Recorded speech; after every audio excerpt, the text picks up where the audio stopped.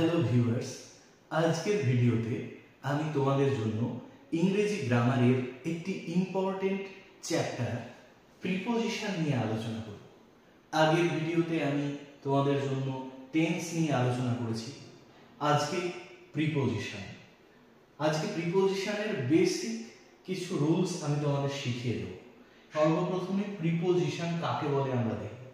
Preposition নামের মধ্যেই এর সংজ্ঞাটা রয়েছে, প্রি প্লাস পজিশন। প্রি কথার অর্থ হলো আগে, পজিশন মানে অবস্থান।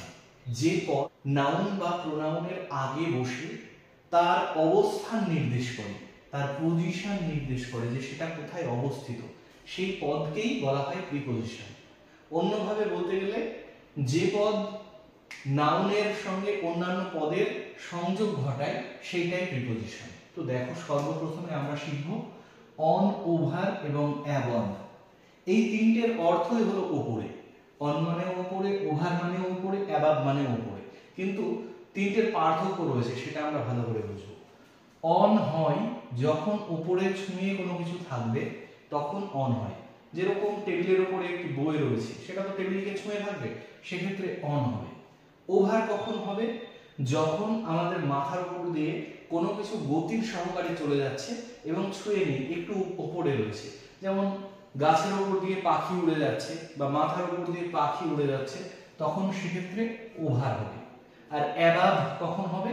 অ্যাবাভ হচ্ছে সবচেয়ে উপরে, সবচেয়ে উপরে। মানে সূর্য যেমন আমাদের মাথার উপরে রয়েছে, the sun is above our head. তাহলে এই তিনটে বুঝতে পারলে তোমরা, অন, ওভার এবং অ্যাবাভ। আর দুটো প্রিপোজিশন অ্যাট এবং ইন বুঝবো। এটা কিভাবে বুঝবো? এটা প্লেস অনুযায়ী বুঝবো, প্লেস জায়গা অনুযায়ী বুঝবো।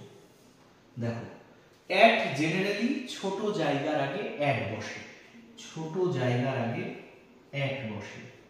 এবং ইন হচ্ছে বড় জায়গার আগে ইন বসে। যেমন আমি একটা গ্রামে বাস করি এবং গ্রামটির একটি নাম দেওয়া আছে, সেক্ষেত্রে কি হবে? I live at Kechuadanga.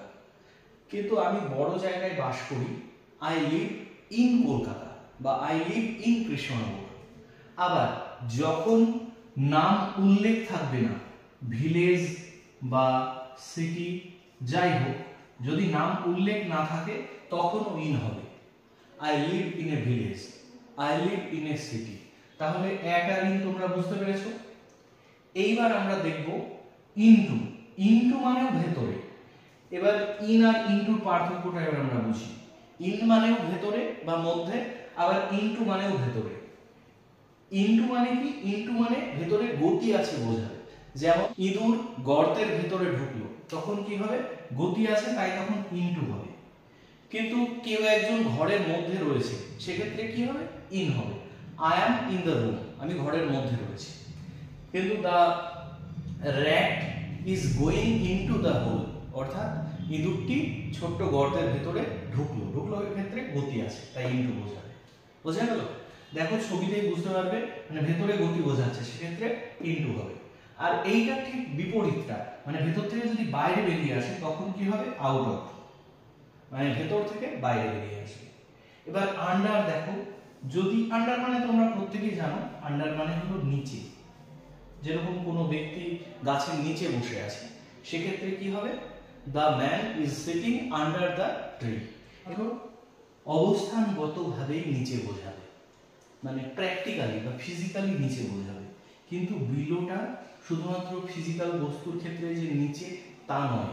কোনো কিছুর দ্রব্যমূল্য বিলো, মানে নিচে নেমে গেছে, সেক্ষেত্রেও বিলো বোঝাতে হবে।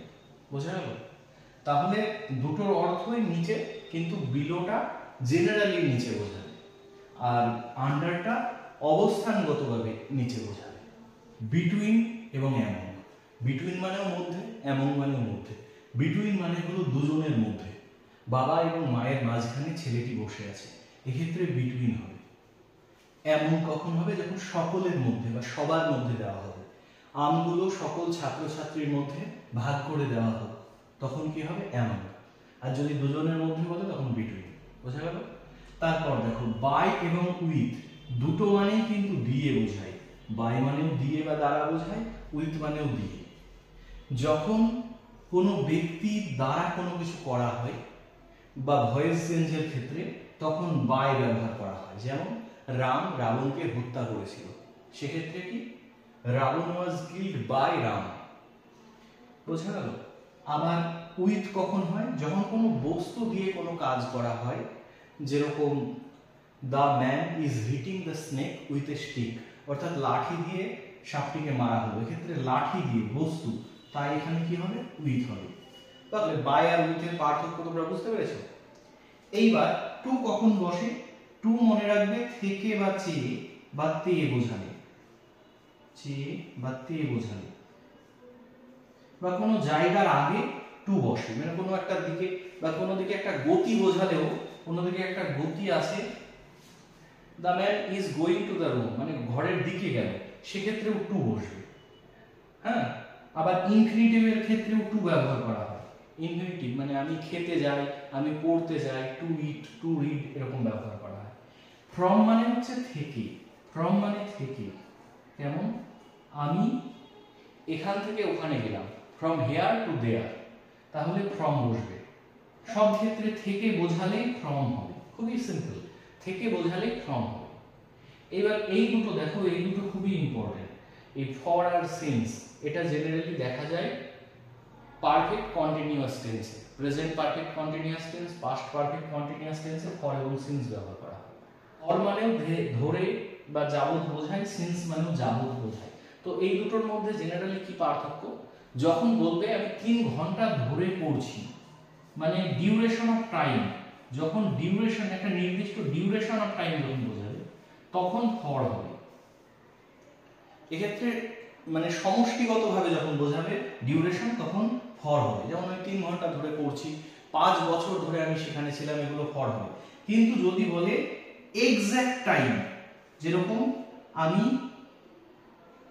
1970 সাল থেকে এখানে আছি, তখন 1970 সাল, এটা এক্সাক্ট বোঝাচ্ছে, তাই তখন সিন্স হবে। বোঝা গেল? তখন সিন্স হবে। বা আমি সকাল থেকে পড়ছি, এক্সাক্ট টাইম বোঝাচ্ছে সকাল, তখন কি হবে? সিন্স হবে। বুঝতে পেরেছো? সিন্স আর ফরটা খুব ইম্পর্টেন্ট। ফর হচ্ছে duration of time, period of time, কিন্তু সিন্স কি এক্সাক্ট টাইম বোঝাবে। এইবার আমরা আরো কিছু প্রিপোজিশন বুঝে নেব। তোমরা দেখতে পাচ্ছ লিস্টে। এইবার আমরা টাইম অফ প্রিপোজিশন বুঝে নেব। দেখো, অ্যাট কোথায় কোথায় বসে? অ্যাট জেনারেলি নির্দিষ্ট সময় বোঝানোর জন্য ব্যবহার করা হয়। যেমন অ্যাট 11:30 AM, মানে একদম এক্স্যাক্ট সকাল 11:30 বা যে কোনো একটা নির্দিষ্ট টাইম। অ্যাট নুন, দুপুর। অ্যাট নাইট, রাত্রির একদম নির্দিষ্ট বোঝাচ্ছে। At mid night.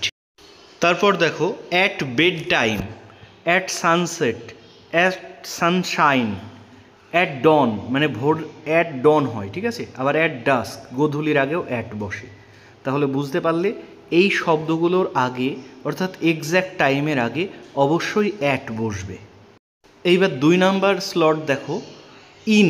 ইন কোথায় কোথায় বসবে?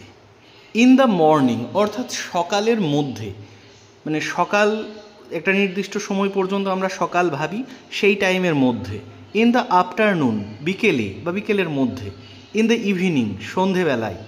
ইন সামার, অর্থাৎ গ্রীষ্মকাল সমগ্রটা বোঝাচ্ছে। ইন 2016, অর্থাৎ 2016 সাল সম্পূর্ণটা। ইন দ্য উইন্টার, শীতকালের মধ্যে। বোঝা গেল? এটা হচ্ছে পিরিয়ড অফ টাইম, একটা নির্দিষ্ট সময় পর্যন্ত বোঝাবে। এগুলো খুবই ইম্পর্টেন্ট প্রিপোজিশন, রুলস। এগুলো তোমরা স্ক্রিনশট নিয়ে নাও, অবশ্যই স্ক্রিনশট নিয়ে নাও, ওকে? এইবার দেখো অন কোথায় কোথায় বসবে। অন সানডে, মানে রবিবারই নির্দিষ্টভাবে বোঝাচ্ছে। অন মন্ডে মর্নিং, অর্থাৎ সোমবার সকাল। অন মে 5, অর্থাৎ ডেটের আগে অন বসে, ঠিক আছে। আর সালের আগে ইন বসে। অন হলিডে, ছুটির দিন। On my birthday. বোঝা গেল? তোমরা এগুলোরও একটি স্ক্রিনশট নিয়ে নিও, এগুলো খুবই ইম্পর্টেন্ট এক্সামের জন্য। স্টুডেন্টস, আজকের ভিডিও এখানেই শেষ করছি। আশা করছি ভিডিওটি তোমাদের যথেষ্ট উপকারে লাগবে। তো ভিডিওটি যদি ভালো লেগে থাকে অবশ্যই লাইক, কমেন্ট ও শেয়ার করে দেবে। আর আমাদের চ্যানেলে নতুন এসে থাকলে অবশ্যই চ্যানেলটি সাবস্ক্রাইব করতে ভুলো না, এবং পাশে থাকা বেল আইকনটি অবশ্যই প্রেস করে দিও।